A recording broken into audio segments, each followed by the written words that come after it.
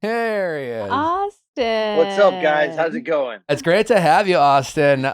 Really excited to be with you. We're huge fans. I myself just want to say, absolutely loved you on Day After Tomorrow. I don't know why I've always been obsessed with that movie. Like I remember seeing it in the theaters back in the day. There was something about like cold apocalyptic that I'd always like. I'd always like visualize like what would it be like to like have to trek through like just ice cold weather.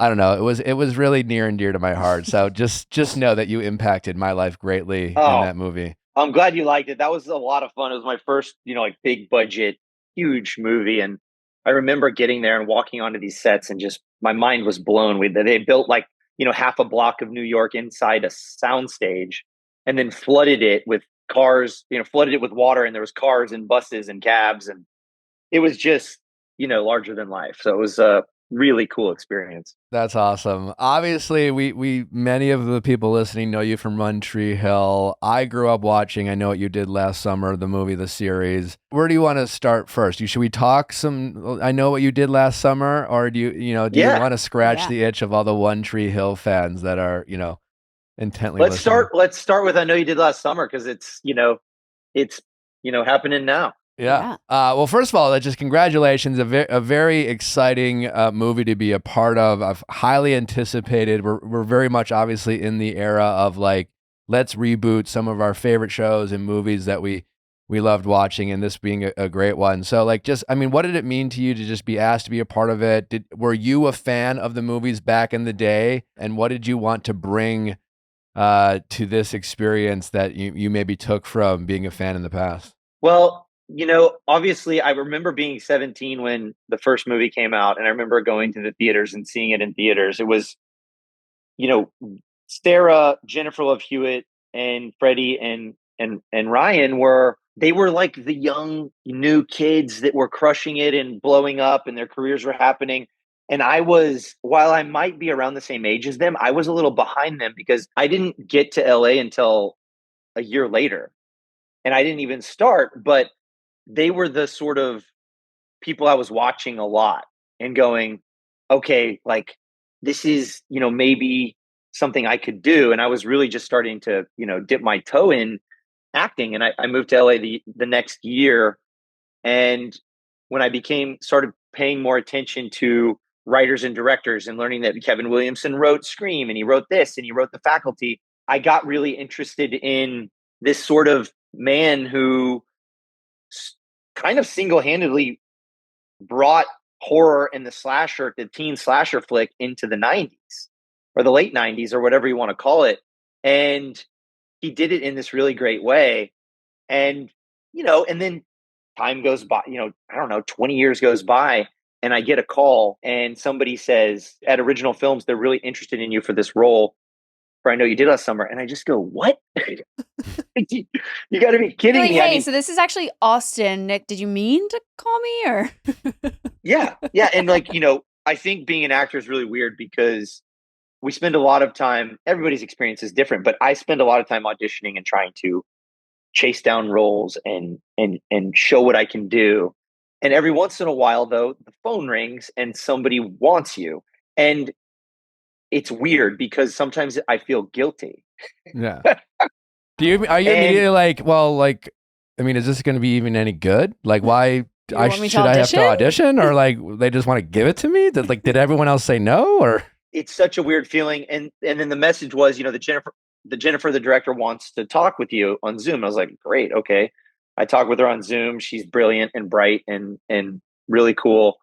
And but I'm calling my people going, is this happening? Like what? And finally, they started doing the deal and it closed. And I was like, okay, I'm getting on a plane to Australia and I'm going to be a part of this movie that was really big in my formative years when I first started acting. And I told my friends and family, I was like, I'm pinching myself. This is such a cool thing to be a part of. And I went down there, got to go to Australia, which was a lifelong dream. Never been there, always wanted to go, and got to work in Australia. And fast forward to last week, we're all in LA at the premiere. Everybody's on the red carpet, looking beautiful, and doing interviews and hugging and saying hi.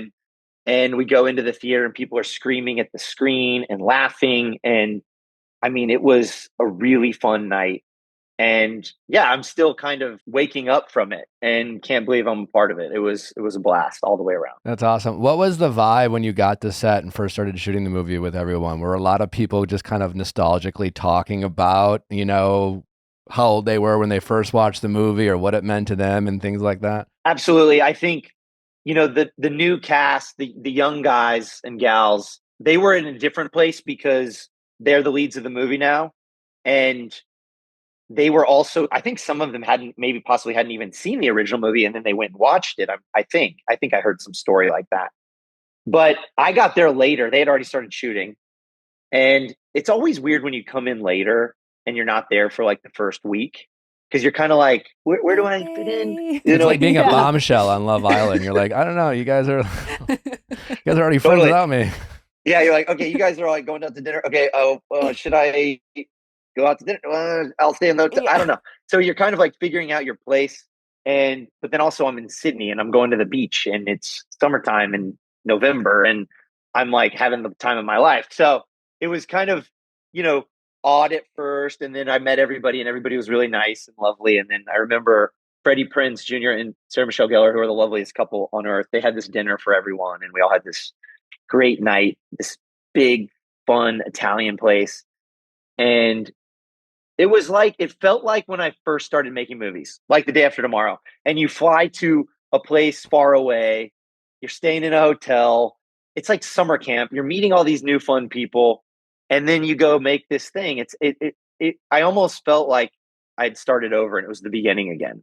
It was a new lease on life. It was very cool. What is it like working with this the younger new generation of actors? Madeline Klein and Tyreek Withers and Gabriette. What was all that like? The really fun thing for me is perspective and kind of looking at them. The world is their oyster. They're young and they're new and they're crushing it. And also kind of being able to sit back and go, I'm really happy where I am. And for a long time, you always want to be like, I want to be the lead. I want to give me the ball. I want to be the point guard. I want to go. I want to crush this. And I feel like I've gotten to a place where I went, oh, it's really nice to be Pastor Judah and not work every day and watch these kids go crush it and make this movie. And at the same time, they're lovely people. Like, I feel like, and look, nothing crazy happened to me when I was a young actor. It was all great, but people are nicer now on set and people take care of each other more now on set. And I remember when I first started out, like, movie sets were a little more militant. Like, it was a little more like, be here on time or you're fired, or hit your mark or we're going to yell at you, or like, it was much, much more militant. And sets now are much kinder. I appreciate that and love that a lot. So, lots of things, lots of feelings, but ultimately really fun to see these actors, not necessarily at the beginning of it, but really starting to feel their careers in themselves and to see them kind of take off with this. And I can't wait to see where they go. They're a bunch of really nice people. I'm curious, Austin, you're about my age coming up in Hollywood. Did you also like compete for crushes when it came to Jennifer Love Hewitt or Sarah Michelle Gellar? Because like they were definitely like the queens of my universe. Oh my God. Okay. So Can't Hardly Wait Yes. came out when I was a senior in high school. Yes. And I saw the trailer and I was like, oh my God, it's the graduation night party. I called all my friends. I bought 20 tickets to the movie. And I told all my friends, we're going to see this movie. Trust me. We're like graduating this year. I'm like, I'm going to start crying. Like, I'm going to miss you guys so much. We got to go see this movie. And we all went. And it was the best thing ever. We all watched this movie. But I was so in love with Jennifer Love Hewitt. And she was in that movie in particular. She was this untouchable Yeah. high school queen, right? And yeah, just to even touch a project like I know you did last summer with Jennifer and meet her and talk to her a little bit. It's surreal. It's surreal because, like you said, it's that person from your younger years that who how could you not have a crush? Right? I mean, like I think every guy around that age was obsessed with those two. I love that movie. Can't hardly wait. Where he's like he wears shirts sometimes.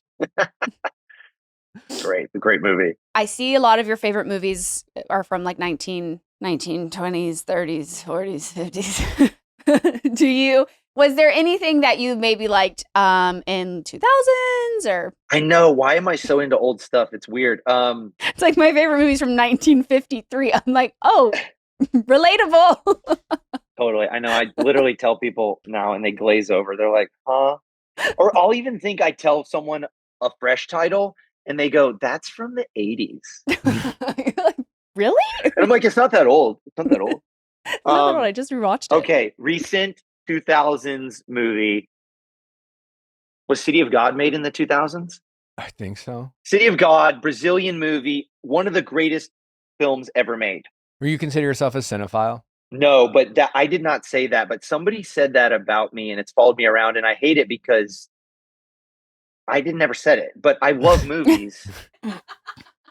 I love movies, and I did have these journals, and I was like, I loved going and collecting lobby cards and pasting them into my journal and writing notes and stuff. So I loved, and I still do love cinema, but I wouldn't call myself like some sort of encyclopedic guy about it at all. Getting into One Tree Hill of it all, you've also directed some of like The Walking Dead. You're an actor, you're a director. How do you kind of like play both roles and how did you get into directing? So the first time I directed was on One Tree Hill, Right. and I did act and direct at the same time, which was for the first time directing, it was kind of hard. Don't really want to do that very much. Yeah. Like, Because directing is so all consuming. And I really want to be focused on directing. Having said that, it was kind of fun to do both. It's fun, but I don't want to lose sight of my day and what I have to accomplish because suddenly I go, oh crap, while you guys set up the lights, I'm going to go get into wardrobe and hair and makeup and learn my lines real quick. And then like, I'm just doing too many things and I don't know if I'm going to be the greatest actor that I can be because I've been so focused on directing. So it's not ideal, but kind of awesome. Kind of awesome. So like the behind the scenes of that is you like on camera doing your scene and then is it like you also yell cut and then like go and watch playback or? Yes, absolutely. And the first time I did it, I remember not really having time to watch playback very much because it was kind of like TV's fast and you got to go. Mm-hmm. And so I remember leaning on my DP and my first AD and saying, look, do we have it? We did 2 takes, we did 3 takes. Do we have it? And I trusted them and they'd say, yeah, it was great. So there were very few times where I'd go watch playback just because time and money. Right. But I made my first movie last summer. I've just finished it. It's called The Salamander King. And there was a moment where we maybe didn't have a lead actor. We got Ryan Hansen, who's fantastic in the movie, but there was maybe a week where we didn't have him. And my producer looked at me and she goes, will you do it? And I was like, if I have to. There's no other I don't option. want to, but we have the money. We're scheduled to make this movie. We're slotted. We've hired the crew. We have all these other actors, and you're suddenly confronted with, can you do both? And I looked at her straight in the eye and I said, I can do it. But thank God I didn't have to. Well, playing Julian Baker, obviously that's like such a beloved character on One Tree Hill. What was it like stepping into an already established show with an already established cast? Terrifying. Why? Yeah, like 5. What I did 6, 7. So I came in season 6. So they have basically 5.5 seasons under their belt. Like people have known each other for years. There's politics. There's friendships. There's all this stuff, and you get to a thing like that. And it's always kind of scary because you're just like, you don't know anything. And I always said, just focus on your work, go to set, focus on your work and be good at your job. That's all that matters. But I so quickly fell in love with North Carolina and, spent 4 years of my life there and it became such a happy place for me. I mean, I still dream about having a place there and retiring there. I love the beaches there. I love the water. I love the people. and it's fantastic. I mean, this, and we'll get into this whenever you want. But if we go and make more of the show, I'm We should get just into it. tickled pink to go back. Oh yeah. So yeah, speaking of One Tree Hill Reboot, can the fans look forward to possibly maybe Like, hypothetically? what are the phone calls like? Yeah. What does your email say? You want to read it to us? My email? Yeah. The emails about the reboot of One Tree Hill. Did you Greenlit? send me an email? Yeah. Okay, so I mean, I'm not spearheading this at all. Sophia and Hillary and Daniil, and I think a lot of the gals, the original, core cast, really have been digging into this for a long time, and I think they did it in a really smart way. And Becky Hartman Edwards is the showrunner and the woman who's writing it, and I met her, and she's fantastic, and we had like a coffee and talk.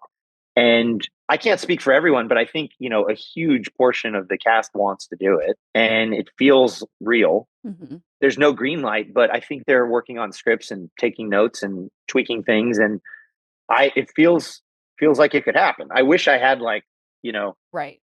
I wish I could say, but I'm not the guy to say. And but I will say that it feels very positive.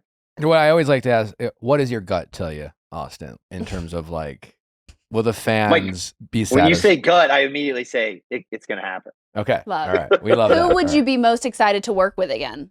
Oh my gosh. Obviously, my scene partner day in, day out was Sophia, and she was fantastic to work with. So that's going to be a lot of fun. We got our hair done at the same salon beside each other the other day. Oh, nice. And that was very Nice. She's cool. fantastic. She's fantastic. But I will say, I think it would be really fun to work with Hillary again, because Hillary left the show, and I worked with her in the very beginning, and then she left, and we remained friends. And then her husband killed me in The Walking Dead, and we had all this fun crossover and hang time. So I think it would be really fun to work with her again, because we didn't get to do that much together. Oh, that'd be really awesome. It was such a great cast. It was such a great show. Did you end up like watching? I mean, do you watch your work back? Are you that type of actor? Or are you the kind of the one that's like, I don't want to see it? In the early days, I had to watch Okay. because I was bad and I was trying to learn how to be better. No. So no, really, I would like watch stuff and I'd be like, oh, that was really stupid. Don't ever do that again. I found it to be a tool to get better. And then it changed over the years. And I always thought actors who said they don't watch their movies were full of shit. I was like, you're lying. You're lying. Johnny Depp, you're lying. But now that so many years have gone by, I understand it. And there's been a few things I've not watched. I still do watch, I'd say, most of the time. Okay. But there have been some things that I didn't even bother watching. But there's a freedom in not watching yourself, because watching yourself can make you edit yourself. Mm-hmm. And it can make you, actors often want to be cool, which is death. Okay. Trying to be cool and look good is the worst thing you can do as an actor. So if you can look bad, if you can be vulnerable, if you can make a fool of yourself, that's where the good stuff is. Well, Julian and Brooke's kids, Davis and Jude, would be like 14 if we were to do a reboot, right? Oh, wow. Yeah. Like, who do you feel like should play them? They're your kids, So. I don't know. I mean, I don't know if I know that very many actors 14-year-old actors. Yeah. But they're gonna be great. They better be great. They better be great. Hey, have you ever had a dream about being one of your characters you played, like in the universe and that you played it? I don't think so. Okay. That's a great question, though. Yeah, it feels like I should have, but that nothing jumps to mind. No. Nothing from like, I feel like being in like the Walking Dead world would just like consume all of your. You know what? Now that you mention like something like that, that's like a post-apocalyptic, maybe something like that has. Yeah. But I would need to think about it and come back to you with a great story, because nothing jumps out. But before we let you go, Austin, tell us a little bit more about the Salamander King and the movie you just talked about you were directing that's coming out soon. We are making a deal, or we're about to make a deal with a distributor. So it's a little early, but let me tell you about it. It's called The Salamander King. It's about a rundown public golf course in Austin, Texas. It's an underdog sports comedy, and it's about all the funny people that work at this public golf course. And they find out that it's under threat from big special interests like big tech. They want to bulldoze the course and build a big tech campus. So it's all about their fight to save the course, and it's full of love and humor, and I think people will love the characters, and I'm so proud of it. It's my, I've directed some TV, but it's my first movie, and we did it. We bootstrapped the thing and raised the money ourselves, and did it small, and friends came and worked for nothing, and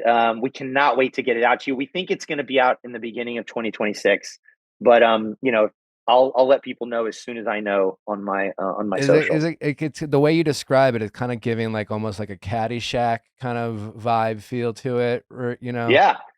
I mean, we have a bunch of kind of comps, but we really, when we talk about Caddyshack, and we talk about a more grounded version of dodgeball, like a really an indie grounded, real dodgeball. Save the rec center, save the gym, save the golf course. That sounds great, man. How long were you filming for? We shot it in 19 days. Oh shit. And wow. I got to be honest, like usually 19-day shoot stuff in that range is really, really hard. And we had 2 cameras, we had a crack team, and we finished early on many days, and we got everything we needed. And for an indie, it went really smoothly and really well. And I couldn't be happier. We definitely look forward to that. And when it actually comes out and we have a release date, please come back on and let's talk more about it. That would be great. Love to. Just to piggyback off that. So my dad was a golf pro, like my whole life. He like moved my family around, like, golfing and chasing this golf dream. And then once he like retired from golf, he started like taking over golf courses and like making them better, like getting these like rundown golf courses, and he would just like fix up the greens and he would do all this stuff. So this is like, I love it. This feels like such a blast of like I'm dying for him to see it. And let me tell you one more thing. Willie Nelson has this golf course outside of Austin called Willie's Cut and Putt. And we couldn't have made this movie without this course. It's cool. The fairways are dirt, but the tee boxes and the greens are beautiful. So you have a great tee shot, and then you get an AstroTurf mat and you hit off the fairway to this beautiful green. So they save a bunch of money. Yeah. But like, people are out on golf courts smoking weed, and like it is the craziest, coolest place. Not your typical country club. And people don't know about it. And it just was the perfect place for our movie. So your dad's going to love this. I'm so excited to tell him about it. Austin, thanks so much for your time, man. It's been so much fun. Congratulations again. And I know what you did last summer.